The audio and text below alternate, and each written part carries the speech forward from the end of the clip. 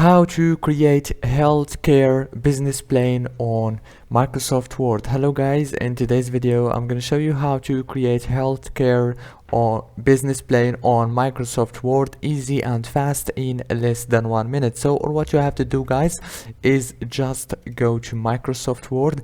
Now this is the home page, as you can see right here.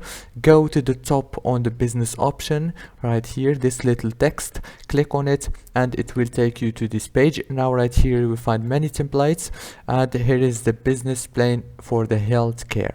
If you didn't find it, just go to the search and search for healthcare, and now here is it. Now click on it and click create and it will take you to this page. Now your logo, you can change the text or add your logo here. Then you can change the text here or delete whatever you don't want, or add what you want as you. It's very easy, as I said, as you can see. And after you finish, go to the top and click save and it will be saved automatically to your device. Don't forget to like and subscribe. Thank you so much for watching.